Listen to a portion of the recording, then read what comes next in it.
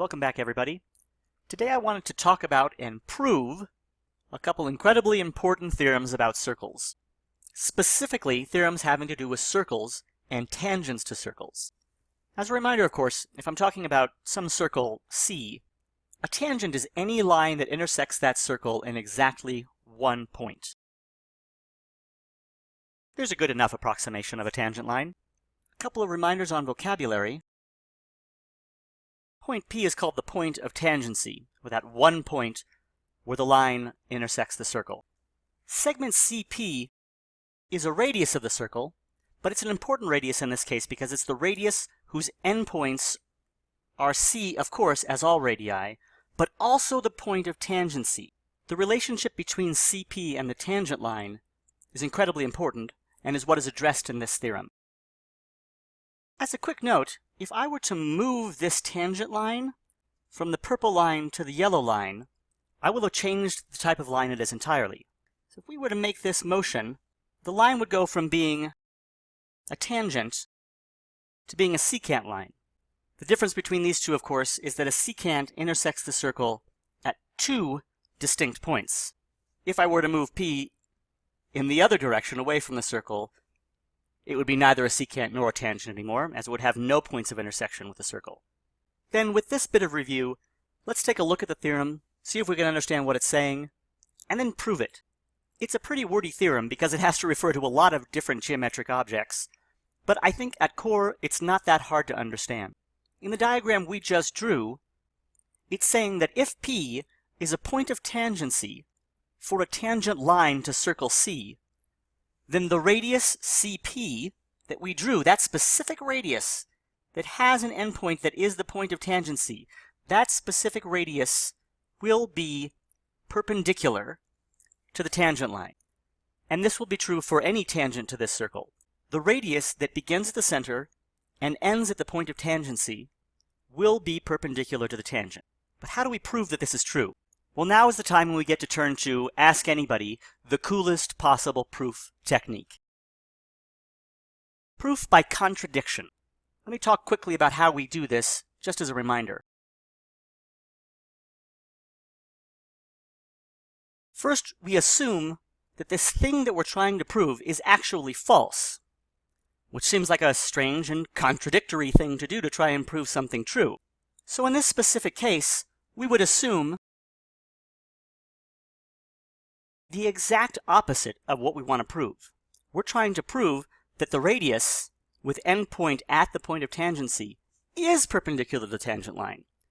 So instead, we're going to assume that's not true, that it's not perpendicular. It's anything but perpendicular.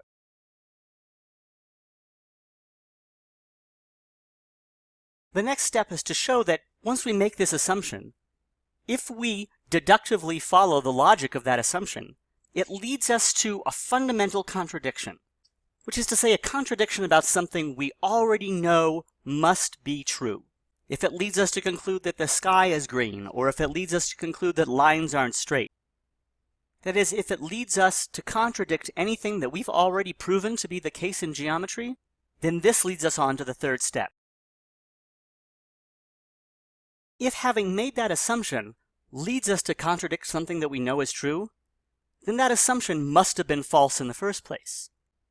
And if that assumption is false, then the opposite must be true.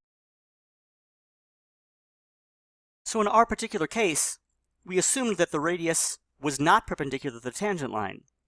If we can prove that this leads to a contradiction of something we already know to be true, then that assumption must be wrong, and the opposite of that assumption must be true, which means the radius must be perpendicular to the tangent.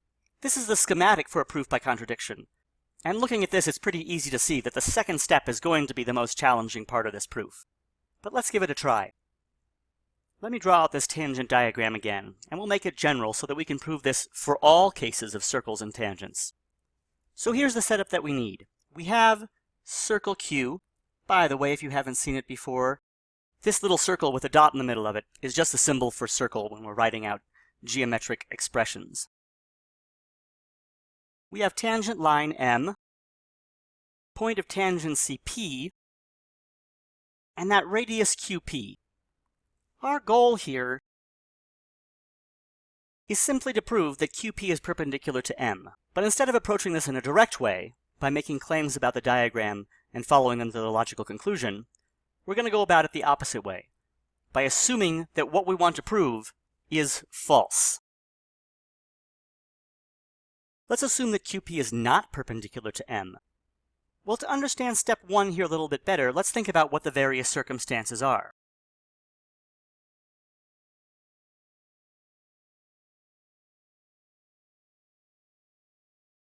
So in this second diagram, if we forget about the circle for a second and just focus on radius QP and how it intersects with M, we have 3 possibilities. Either it's the case that QP actually is perpendicular to line M, or it's the case that QP makes an acute angle on the left, and we'll call that other point P prime, just so we can tell the difference between them. Or it's the case that QP makes an acute angle with M on the right side. These are the only 3 possibilities. If QP exists, there's of course the possibility that the line running through Q never intersects M, but that's not particularly interesting to us, because we already have it given that QP exists. So in making our assumption in number 1 here, we've really assumed either QP double prime is the radius, or that QP prime is the radius. In either of these cases, we're not intersecting line M perpendicularly.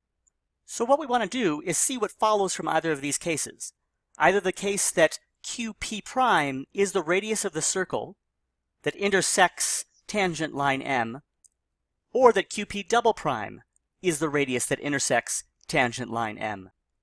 Well, if it's the case that QP prime is actually that radius, then QP is no longer a radius. In fact, we know that QP can't be a radius because QP has to be less than QP prime. How do we know that's the case? Because we have a right triangle.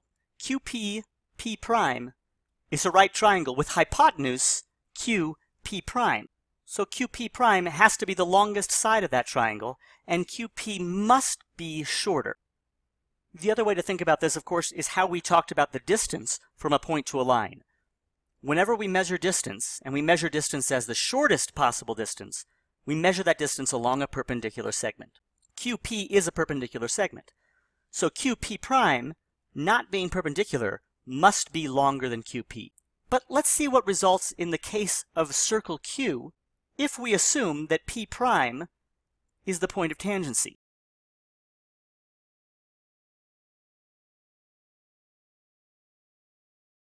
Perhaps Q is not the perfect center of that circle, but we get the idea. What we're assuming now is that this angle is not a right angle. In fact, we're assuming that it's an acute angle. So I can draw this triangle QP P prime in this new diagram.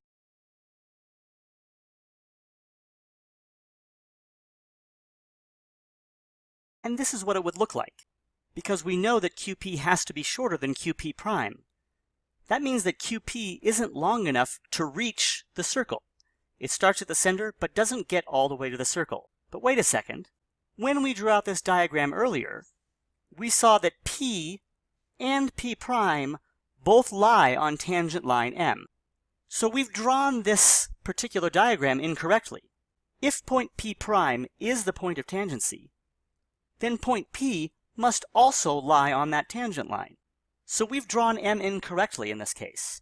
Let's draw it in the way it should be. In order for what we know about line M to be true and to fit with the situation that we saw with the 2 right triangles in our second diagram, the true quote-unquote tangent line must be M prime, as it runs through P prime and P. And QP is the actual distance from the center of the circle to the tangent line. What has become of our tangent line here? If we look at M prime, which we know has to exist and has to be the tangent line, if QP prime is the radius. But we also know that there's a distance from Q to M that's less than the distance QP prime. that distance is QP. But by knowing this is the case, we've turned our tangent line into a secant line that intersects circle Q in these two white points here. So let's write out what's happened having made this assumption that the radius QP prime intersects line M at a non-right angle.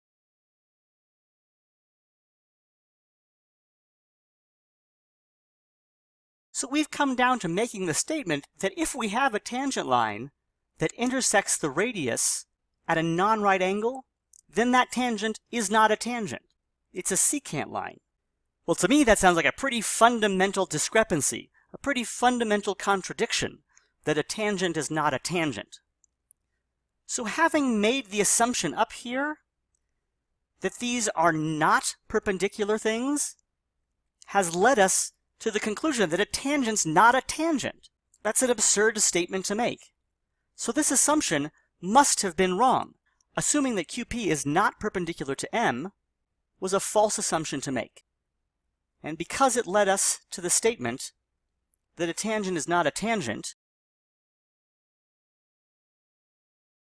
that QP is in fact perpendicular to line M, to the tangent. Now we could go back and do exactly the same thing with the segment QP double prime, but I don't think it's necessary in this case. I think that we see exactly what's going on here. We've arrived at a fundamental contradiction, that if the radius and the tangent are not perpendicular, then tangents are not tangents. It's a fascinating proof. I think it's a lot of fun to do. But let's move on to another one that's a little bit more straightforward. The truth of this particular theorem actually rests on what we just learned in the previous theorem about perpendicularity. But let's state clearly what's going on here. If we have a circle, in this case circle P, and some point that's on the exterior of that circle, there will be two tangents from that point to the circle. In this case, they've drawn them as tangent segments, SR and ST. All this theorem says is that this is the case. SR is congruent to ST. Well, let's draw this out and see if we can't prove it with a two-column proof.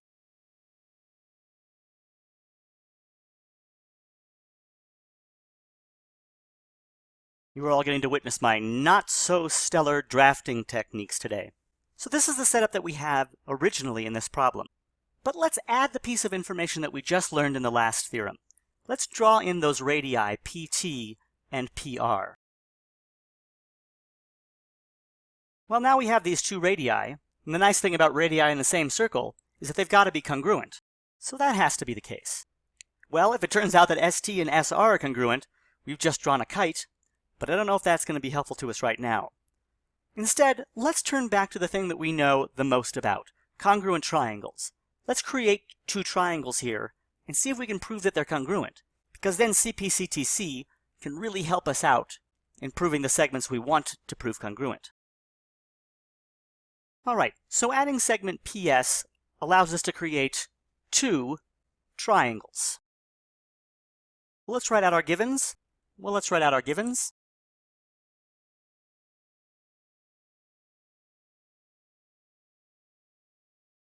Alright, looks like we start out with a whole lot of information here. I think this is going to be helpful. Our second step just goes straight back to the last theorem. We know that we can say that these must be right angles, that PR and RS and PT and TS are perpendicular. Instead of writing down the theorem name, I'll just describe what it said. We know that tangents are going to be perpendicular to those radii that share the point of tangency with the tangent line. Well, now we're basically there. Back to one of our very favorite properties, PS is congruent to itself. Great, so let's mark that off on the diagram. The good old reflexive property tells us that PS must be congruent to itself, and now it's just a question of how do we prove these two triangles congruent to each other? Well, lucky for us, we can actually do it in the easiest possible way, because PTS and PRS are both right triangles. And in right triangles, we have a special theorem that allows us to prove congruence. It's called hypotenuse leg. We've proved this before, but when we have the hypotenuses of two right triangles that are congruent, and either one of the legs that are also congruent, we can conclude that those must be congruent triangles. And well, that leads us just to our last step here. And I know you've all been waiting for this.